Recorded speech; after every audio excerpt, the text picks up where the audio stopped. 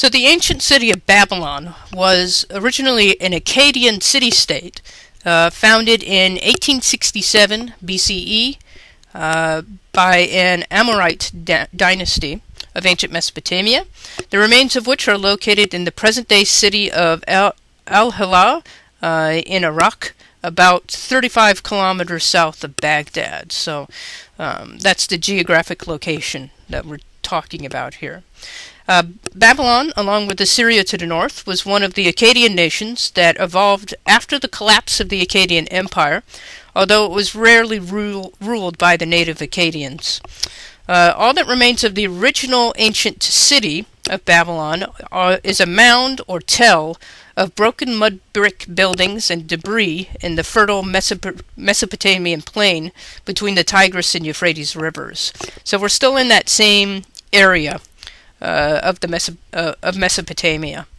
The city itself was built on the Euphrates and divided in equal parts on its left and right banks, with steep embankments to contain the river's occasional flooding. Historical resources suggest that Babylon was first a small town, which had sprung up at the beginning of the 3rd millennium BCE. The town flourished and attained independence with the rise of the first Amorite Babylonian dynasty in 1894 BCE. Claiming to be the successor of the ancient Eridu, Babylon eclipsed Nippur as the holy city of Mesopotamia around the time of an Amorite king named Hammurabi first created his short-lived Babylonian empire. So we're going to be concentrating on Hammurabi here and his effects on the region. Unfortunately, although Hammurabi was a great king and did some great things for the region, the empire quickly dissolved upon his death, and Babylon spent a long period under Assyrian, Kassite, and Elamite domination.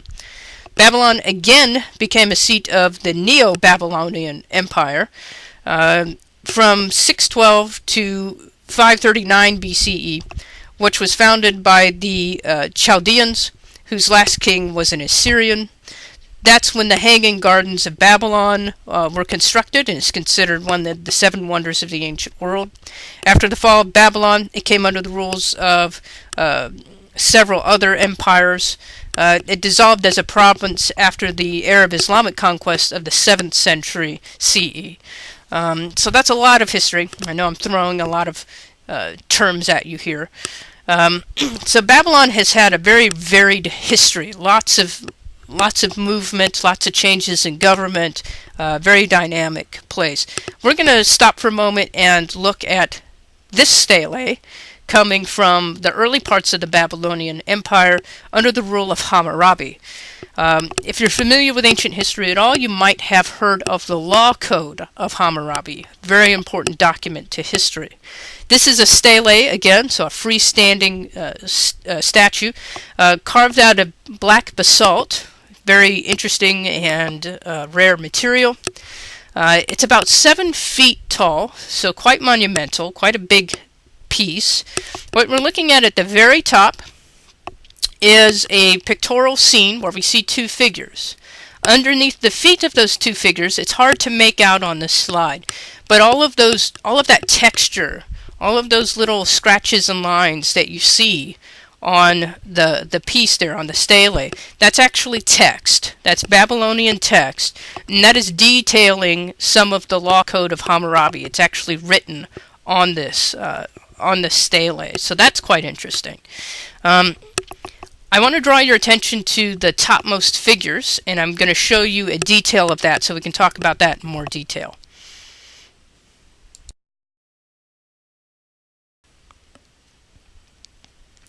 So here's a close-up of the very top of that stele, so we can take a look at these figures.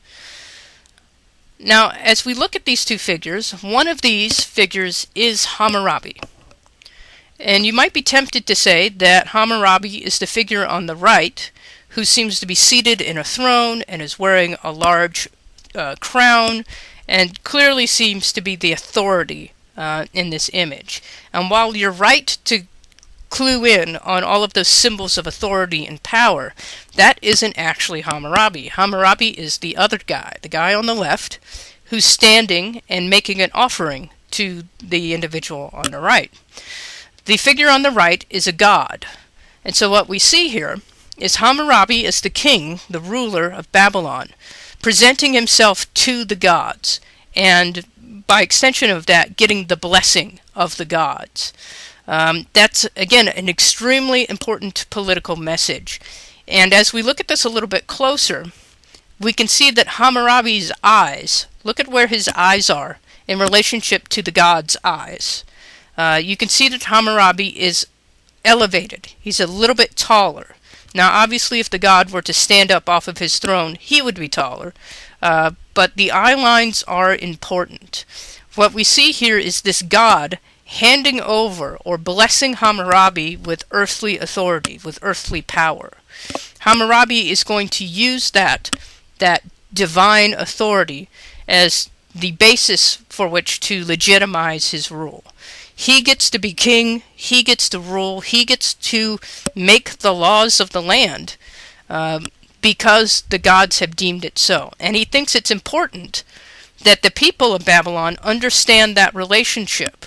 That's why he's put this scene on top of the law code itself. And you can see a little bit more clearly in this image some of the text written beneath there. That is the actual law code itself written. So this is very important for Hammurabi. He's basically demanding that all of his citizens obey this code of laws.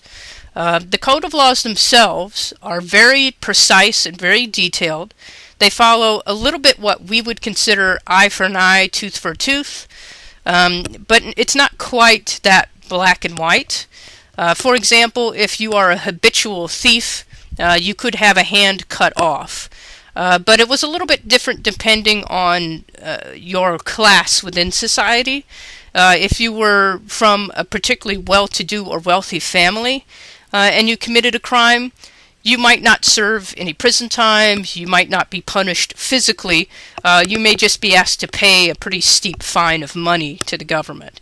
If you were a rather poor person, sort of lower class on the social hierarchy, you could expect to be punished physically, either having a hand amputated or being beaten or humiliated in the streets, or spending some prison time as well.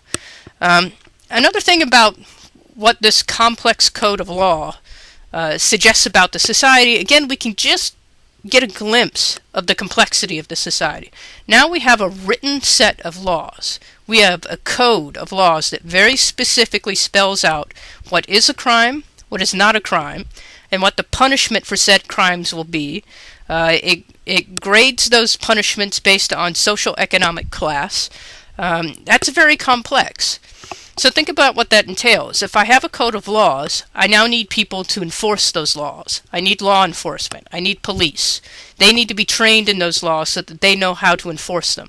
If I'm going to start arresting people and bringing them up on charges, well, now I need judges. Now I need a court system. Now I need a jail system that is sort of independent from all the other systems.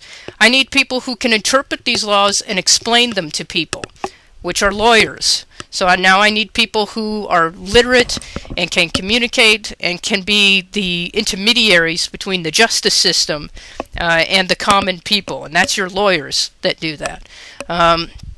So you can see just how this system of laws, although it's obviously meant to establish a sense of law and order within the community, it really requires an increasing levels of social sophistication and education in order to communicate these ideas. We're going to see a lot more emphasis on literacy under a system like this because people need to understand this increasing bureaucracy and all of the rules and laws that come with it. It's a very outstanding document. The Code of Laws are very interesting and how detailed they are. And this Hammurabi's Code of Law is the foundation of many, many other justice systems that we find across the world. It's an inspiration for a lot of modern-day Code of Laws as well. So if you're interested in the justice system, the legal system at all. This is a very interesting document to read, and very interesting to see how close it is to a lot of our own modern-day sets of laws. Like I said, however, Hammurabi's rule was short-lived. After his death, Babylon kind of fell into obscurity for a few generations. So let's move now to another group and take a look at what they're doing in the interim.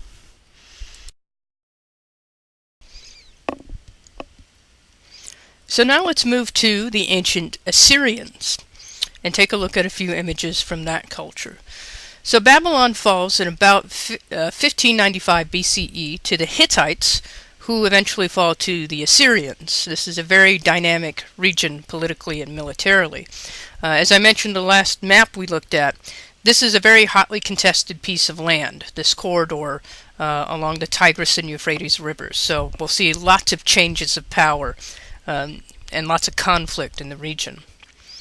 Under the Assyrian rule, the capital was a city named Assur. The main patron god was Ashur. It was a very massive empire. So far, this is the largest empire that we've looked at.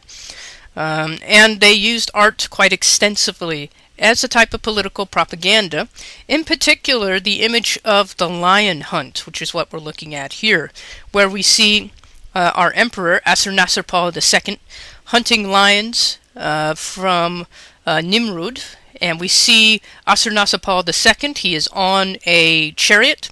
He's the guy with the bow looking backwards off the back of the chariot, shooting arrows into these lions. You see another lion that looks like it's about to die, being trampled under the hooves of the horses to the right. You see a few soldiers behind the chariot grabbing the tail of the lion behind the chariot. These would have been a part of the king's guard that would have assisted the king during his lion hunts. Now, as far as we know, our emperors, like Assur-Nasr-Pal II here, did in fact hunt lions. As best as we can tell, however, it was what we today would call a canned hunt. So his soldiers, the guys like you see in the back holding the tail of the lion, they would go out into the wild. They would capture lions, bring the lions to the palace or a type of arena. The lions, frankly, not treated very well, maybe mistreated, abused, not fed, so they weren't perhaps in the best state physically, although they probably were very aggressive.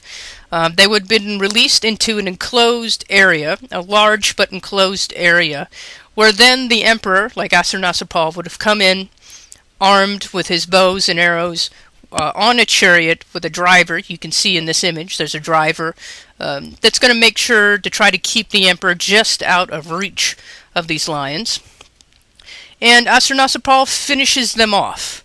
The soldiers may have come in and, taken care of these animals. I don't mean that in a nice way. Abused these animals, taken some shots at them, weakened them a bit, and then Assur-Nasr-Pal comes in and finishes them off. So it's not a hunt like we might think of that word today, where he's going off into the wilderness and tracking these beasts and hunting them down. It's an event, it's a staged event. People who would have seen these images, for the most part, would have known that these were canned hunts, that these were staged events. And for the most part, they didn't care. This wasn't considered cowardly. This wasn't considered inappropriate. Lions are large, scary, frightening creatures, quite capable of killing people, and they do kill people. They're scary. The common populace would have been quite frightened of these creatures, and for good reason. The act of our emperor, Assur-Nasr-Pal, killing these creatures, is largely a ritual. It's largely symbolic. We don't really care, as the common citizens in Assyria, we don't really care that he's not going out and stalking these creatures. It's the fact that the gods allow this to happen, and the fact that Assur-Nasr-Pal is demonstrating his authority over nature, over these animals, and consider what these lions would have symbolized. These are untamed natural beasts. These lions would have been symbols of the chaos and ferociousness of the natural order. And Ashurnasirpal, as our emperor, bestows order and law and peacefulness on top of the chaos of nature. And so this becomes a very positive symbolic event in the minds of the people who would have seen it at the time. So I know a lot of people, myself included, have a certain negative reaction to the slaughter of these magnificent creatures, but we do need to remind ourselves of what it would have been like in the 9th century BCE. People would have had a very different relationship to these animals and a very different consideration of how to read this narrative. And I do want to draw your attention to the skill and the craftsmanship of this relief. It's beautiful. It's carved in alabaster. The figures, the people in the images, including our Emperor Ashurnasirpal, they're highly stylized. They're wearing the regalia appropriate of their rank. We see our Emperor in an action pose. It's a bit awkward anatomically, the way his head is sort of twisted around.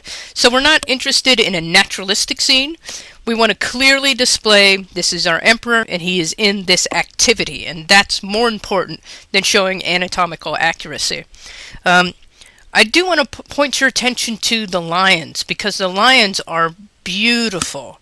The musculature, the detail in the fur, the ferociousness of their faces, absolutely beautiful. To an extent, there's a lot more detail on the lions than there are in the figures. They're being presented as worthy opponents to our Emperor. Our Emperor doesn't go around shooting rabbits. Our Emperor, shoots these massive, ferocious, beautiful creatures. And that's an important part of the political message. I want to show you a couple of more images, again, because I think they're so beautifully done.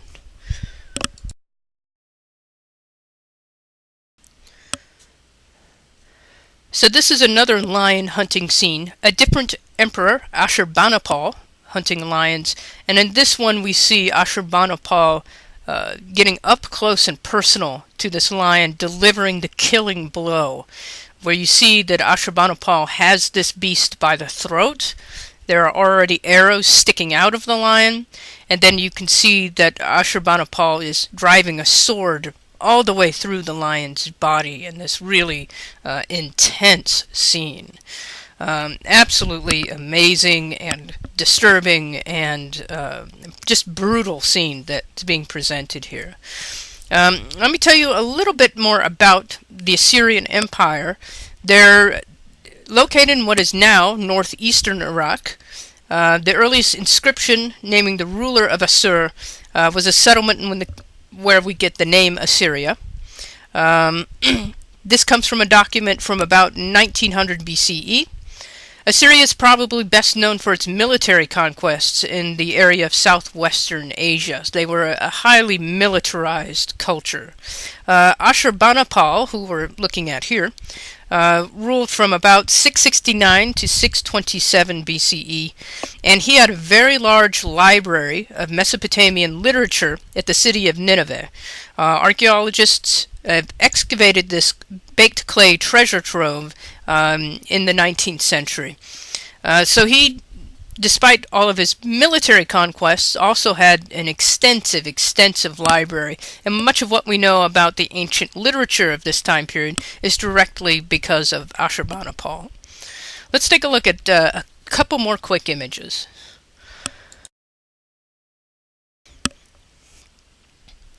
I love Assyrian lions. Even the depictions of lions after they've been killed are still just incredibly beautifully done. In the previous image of Ashurbanipal, we saw him. He was very rigid and stoic and idealized, but we see a level of naturalism in the lions, which is really intriguing.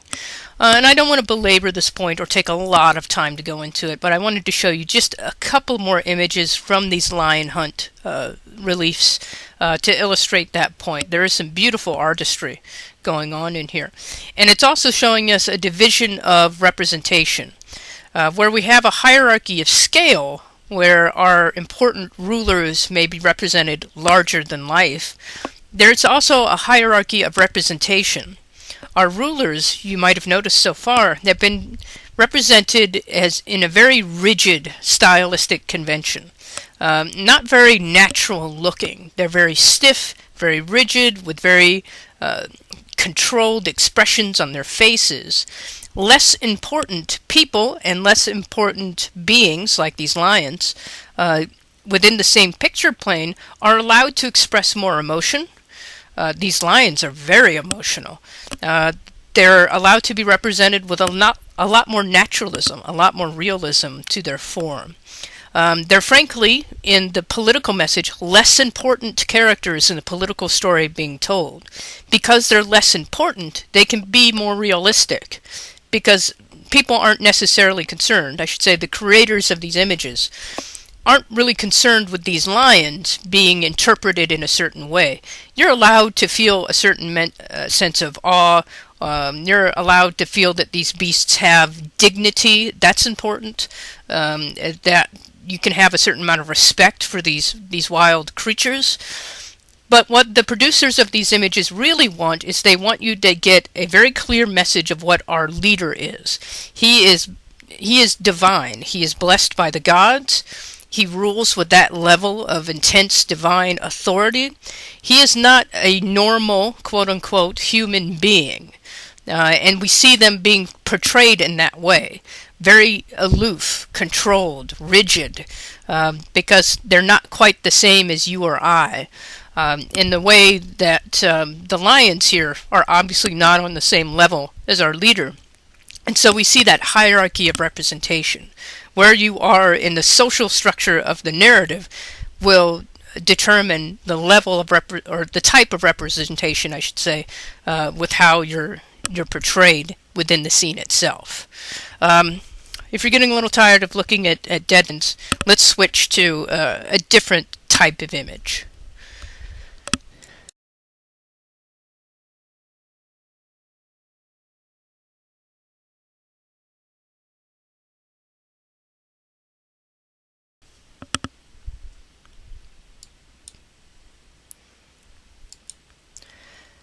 So now we're looking at an image known as a lamassu, a very common Assyrian piece that we see in a lot of different contexts.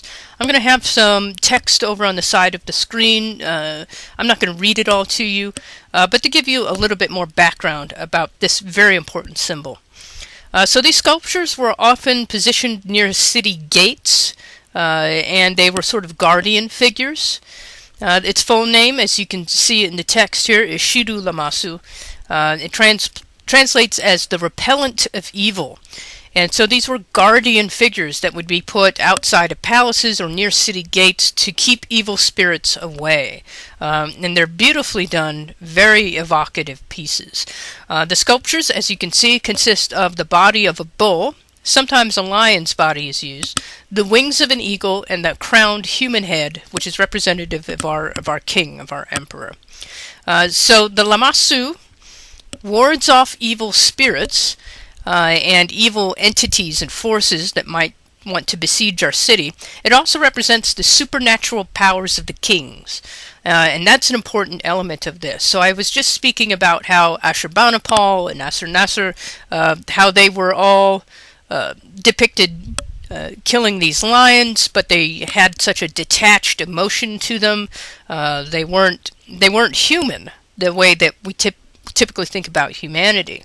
That's very important to the image of these leaders. They are divine, and they definitely want to make sure that the populace of the city understands that they are divine figures with godlike powers. So representing our leaders in this hybrid form, with the massive presence and strength of the bull, the ability to fly and reach out across great distances like an eagle, all of those things combined together to create a mythology around our leader, and to make sure people obey the laws of the leader, because of this. And it was more or less earnestly believed that our Assyrian kings had supernatural powers. They could shapeshift. They were seers. They could communicate with the gods and with the spirits. This was quite honest belief in a part of the political system at the time. Images like this help reinforce that. Excuse me. So let's take a look at a little bit of the symbolism of the different animals. The bull, of course, is associated with strength, not just in Assyria, but in many cultures. Bulls, during this time, there were wild bulls all across Mesopotamia. They were large animals, and they were also hunted by kings as a demonstration of their power. The human head represents intelligence, with the face of the Lamassu carved to represent the king who ruled at the time, so there is an attempt at likeness with that. Top of the head is a crown. Those 3 horns that we saw before, representation of divinity, of godliness. As you might have noticed in this image, the sculpture has 5 legs. You can count them quite easily in this 3/4 image. The reason for that, these things were usually placed in pairs on either side of a gate. So a relatively narrow passageway that you would walk through, and you would walk past to Lamassu. What this represents, as you walk towards them and you saw it from the front, you would see the 2 legs at the front of the animal. But as you moved to the side and looked at it from a right angle, and you saw it just from the side, you could see 4 legs of the creature, and it gave you a sense of striding and movement. So there are a couple of different visual messages. Also, it just sort of lends to the supernatural, not quite of this earth message of the piece. It's not a natural animal in the way that it's a supernatural creature in the same way that our emperor is a supernatural being.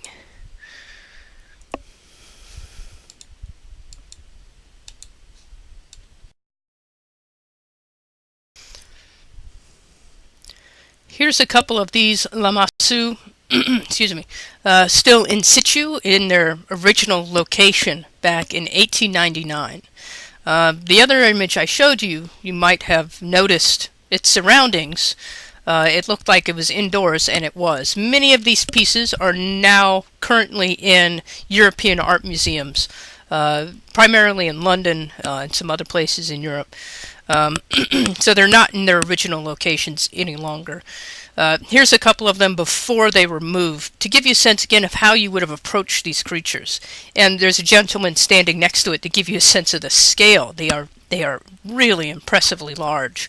And just imagine at maybe twilight or sunrise, walking towards these creatures with that sunlight raking across the sides, raking across the face. These would have been immensely powerful images to come up onto. In the next couple of slides, I'll show you a couple more images of Lamassu to give you a sense of the variety of the images. I'm not going to say too much, if anything, about them. I'll just let you have a chance to look at them.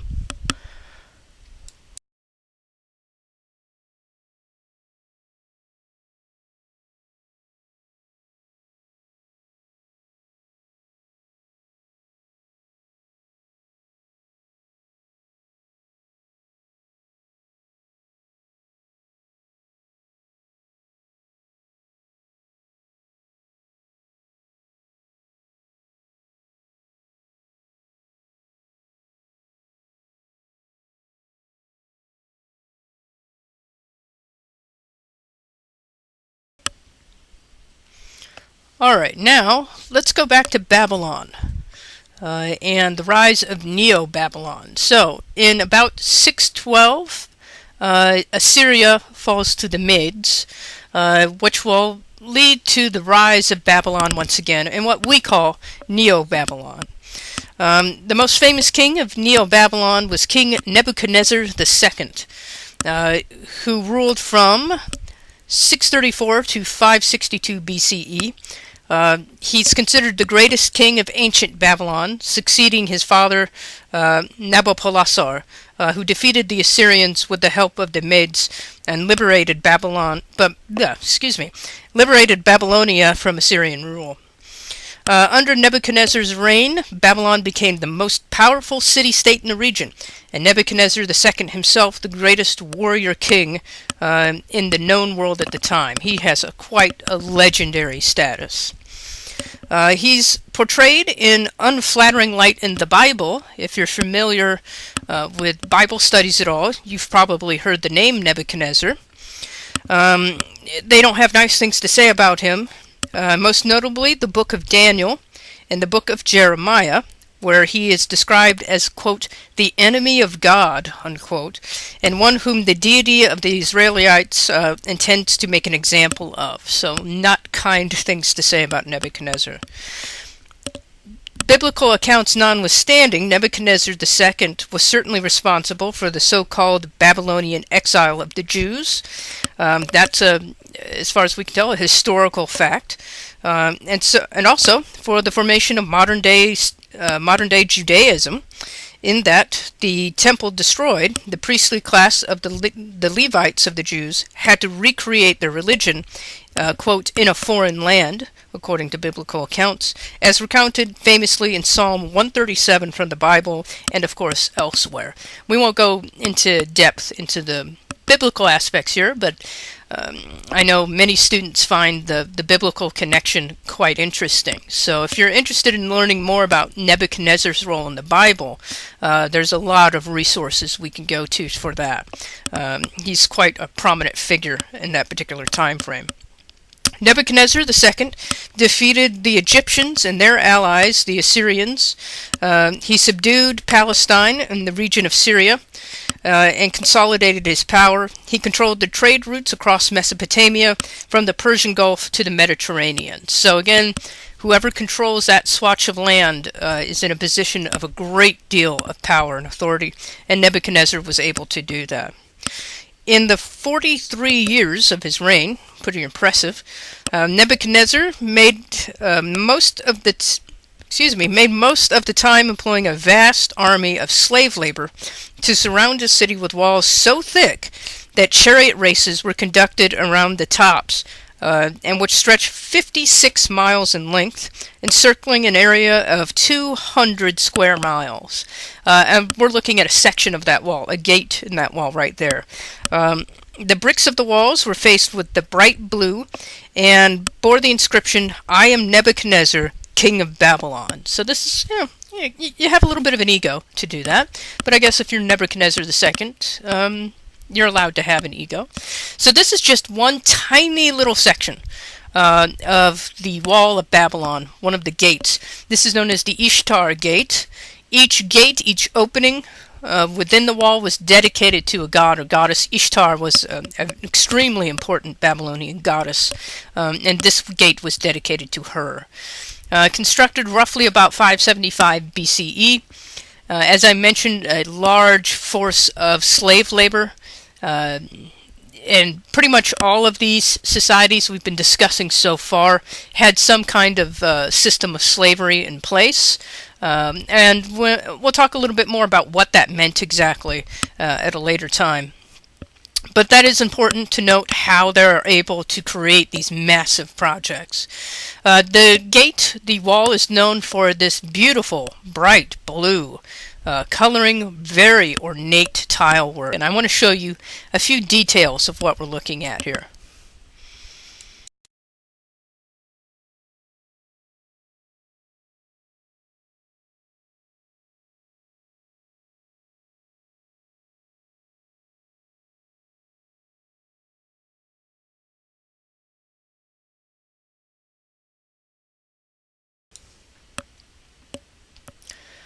So now you've seen a couple views of the gate. Let's get a close-up of some of this tile work. It's absolutely astounding. All kinds of animal figures and different kinds of images, mostly symbolic and related to heraldry. But as we look at the close-up of this line, you're also going to notice that there's depth to these pieces. All of these figures are molded. They're in a low relief, and they have texture and shading. Absolutely incredible as you see how they were created. So each one of these bricks would have had to have been sculpted and glazed individually, and then put together a bit like a puzzle into the final construction on the wall. That is a tremendous amount of skilled labor that goes into these pieces. So I mentioned that slavery was a part of how these systems, how this wall was created. Within those groups of slaves were also skilled laborers, and it's a bit of a complex system, how slaves were treated, how they were trained. It is a rather complex system, but we're talking some really fine craftsmanship, really skilled, detailed work. Look at the face of that lion. You can see its mouth is open, its teeth are hanging out there, all kinds of immense detail. And in the next image, I have a couple of people standing next to the gate. I'm going to give you a sense of how large this is.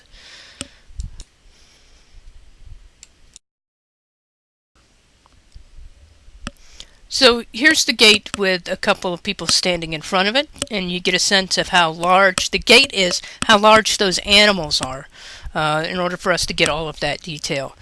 I'm going to say something that's really, really obvious, but I just really want to drive home the point. Every single bit of this had to be handcrafted and hand constructed. We don't have large machinery. So every single brick has to be constructed, has to be manufactured, has to be fired.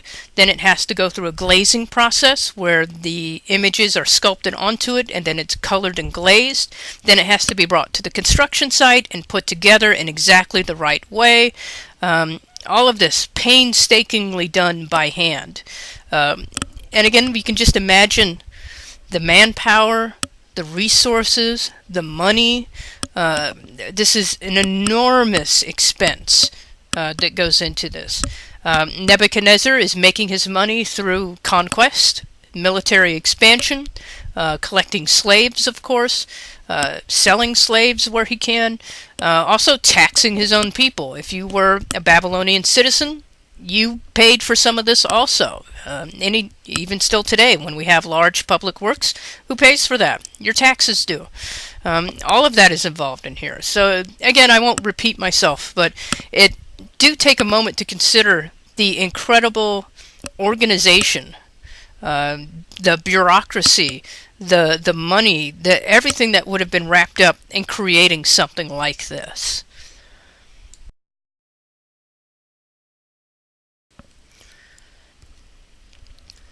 So the Babylonian Wall and the Ishtar Gate are no longer in situ. They have been disassembled, moved, and relocated into museums, and that's where they stand now.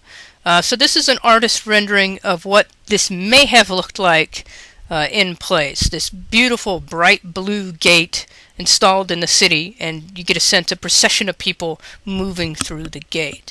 So a little bit of artistic freedom here, but giving us a sense, sorry about that, giving us a sense of the scale and enormity of this project. Absolutely mind-blowing.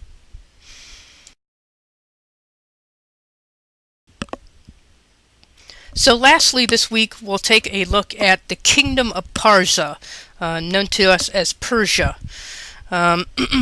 This is roughly the area of modern-day Iran. A lot of Persian heritage in modern-day Iran. The Persian leader, Cyrus the Great, who was a very religious man, an adherent of Zoroastrianism, which we'll talk about in a moment, first came to power by overcoming his in-laws, the Medes.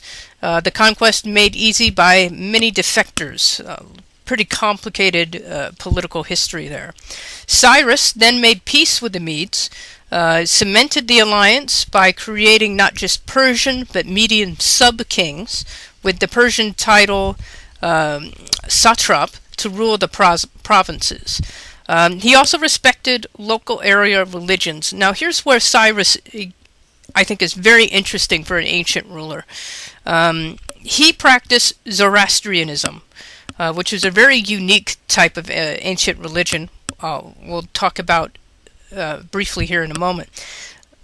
There were other religions in the area, sort of local religions, the ancient Sumerian customs, Babylonian customs.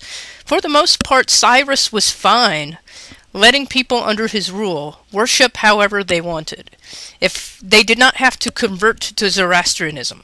He wasn't out there trying to make everyone else obey his mode of worship.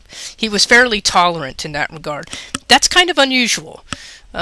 Usually, for the most part, people were forced to sort of accept the religious rule of whatever our emperor is. Whatever pantheon of gods the ruling government supports, it's pretty much expected that everyone else is going to have to participate, at least in some way, in that religious order. Cyrus had a different attitude towards it, and a lot of that is wrapped up in the nature of Zoroastrianism itself. So that's quite interesting. Cyrus was a big military leader, however. He conquered the Lydians, the Greek colonies on the Aegean coast, the Parthians, many others. He conquered Phrygia on the south shore of the Black Sea. Cyrus also set up a fortified border along the Jartis River, and I'm sorry if I'm mispronouncing that, I probably am, in the steppes.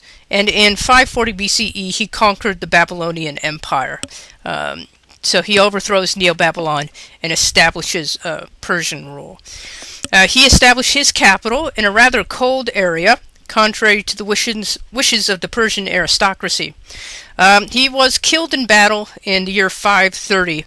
The successors of Cyrus would go on to conquer Egypt, Thrace, Macedonia, and the spread of the Persian Empire east to the Indus River. So what are we looking at here? We're viewing the Palace of Persepolis, showing the staircase and the Apadana, created somewhere around the year 500 BCE. So this was the palace structure. And I do want to note, this was the capital where the affairs of state took place. This was not a religious building. This was not a temple. So that's important to note as we talk a bit about Zoroastrianism, which was so very important to the establishment of the Persian Empire. The Persian Empire swept across Asia Minor. Egypt falls in 525 BCE, and the Persians are almost able to conquer Greece as well. At the height of the empire, after Cyrus, comes two rulers, Darius I and Xerxes, and that will be the height of the empire. So let's talk a little bit about how this empire is organized around the principles of Zoroastrianism.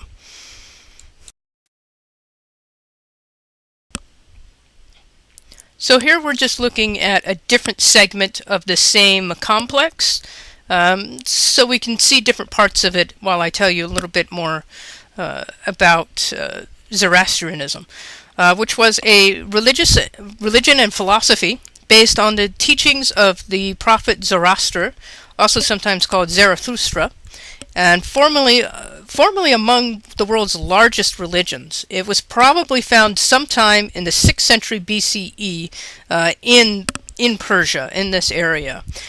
Coincidentally, it's roughly this same time period that some other very important world religions become established. Taoism, Confucianism, and Buddhism all develop in different areas about this same time. So a very interesting sort of philosophical religious explosion of ideas at this time. Zoroastrianism believes that there is one universal and transcendent God, Ahura Mazda. This God is said to be the one creator to whom all worship is dedicated. Ahura Mazda's creation, evident as Asha, truth and order, is the antithesis of chaos, which is everything druj, falsehood and disorder. So there's a very clear binary here, good versus evil. There are good forces and evil forces in the world. The resulting conflict involves the entire universe, including humanity, which has an active role to play in the conflict. So if you're an adherent of Zoroastrianism, you believe that there is an epic battle between good and evil, that involves the entire universe, and as a human being, you play a part in this battle. The religion states that active participation in life through good thoughts, good words, and good deeds is necessary to ensure happiness and keep chaos at bay. So it's a philosophy that very much emphasizes morality and doing good towards one another. This active participation is a central element in Zoroaster's concept of free will. You can choose to be good or you can choose to be evil. And Zoroastrianism rejects all forms of monasticism, so there aren't monks, religious adherents in that way. Ahura Mazda will ultimately prevail over the evil Ahriman, who's the symbol of evil and darkness, at which point the universe will undergo a cosmic renovation and time will end. So there is a sort of revelation prophecy involved in this faith as well. That final renovation of all creation excuse me, will be reunited in Ahura Mazda, returning to life in the undead form. At the end of time, a savior figure will bring about the final renovation of the world in which the dead will be revived. So there are all kinds of very interesting messianic prophecies involved in Zoroastrianism. Essentially, human beings take place in this epic battle between good and evil. You have free will to choose which side of the battle, but most Zoroastrians are going to want to be on the side of good. And this is interesting also in terms of how worship is conducted. Worship involves large fires in open spaces. There are no temples per se. There are not holy buildings, holy structures per se. So what we're looking at here again is a government structure, a palace structure. This is where our emperors lived and conducted business. Not dedicated to the gods, not dedicated to Ahura Mazda, not specifically. It is sort of in support of that idea of creating harmony and world order in the perpetuation of goodness and light, which is an important part of the religious philosophy. So I am only scratching the surface here, but it's a fascinating religion with a fascinating social philosophy that would form the basis of Persian law and Persian society and how they tended to interact with other people.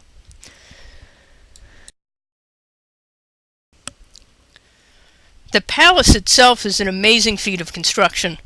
The Apadana is the palace hall. It is 196 square feet. It has 72 columns, most of which are not still standing. Each column, though, was 62 feet tall. That is amazing, absolutely amazing. The entire thing took only about 30 years to build. And I know 30 years seems like a really long time, but when you consider their ceiling was 62 feet tall, and you consider that it was 196 square feet, I mean, the fact that they did that within a generation is just absolutely incredible, that they had the engineering know-how to pull this off.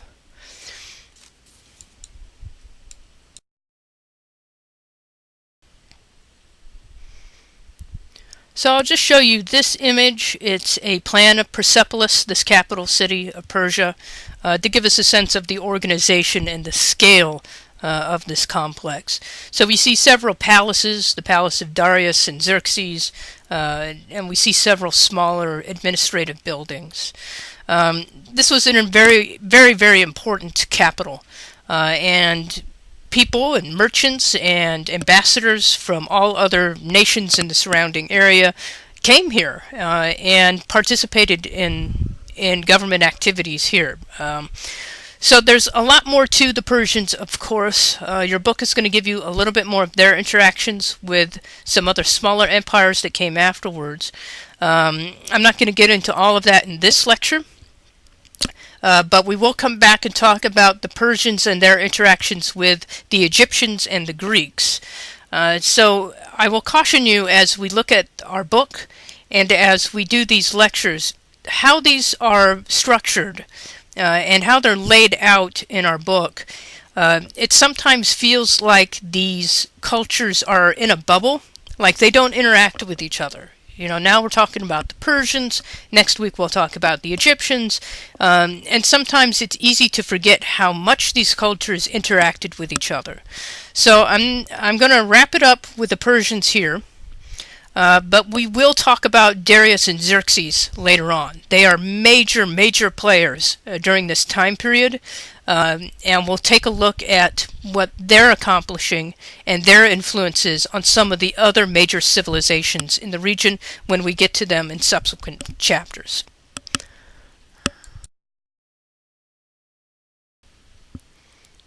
So we'll wrap things up for this week. I'll just give you a friendly reminder to participate in the activities on Blackboard, the blog, of course, the quiz, of course.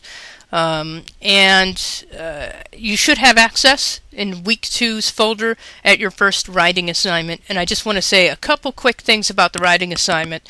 There are complete instructions online.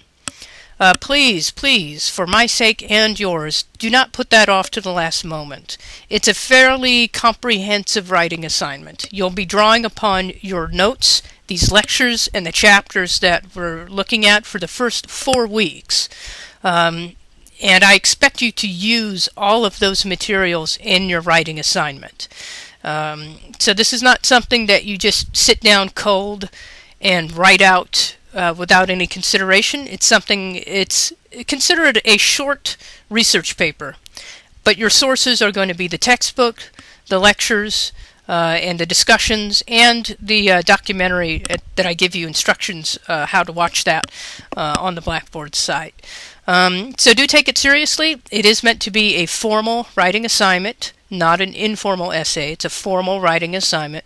If you have concerns about the format or exactly how you want me to approach that, please send me an email. I will be happy to address any specific questions you have.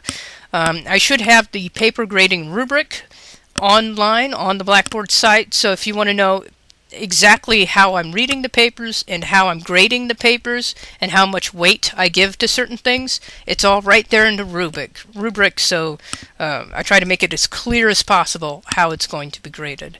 But again, any questions at all, please send me an email. That writing assignment will not be due for another few weeks, but again, be preparing for it constantly as you look at this material. Do not put it off to the last minute.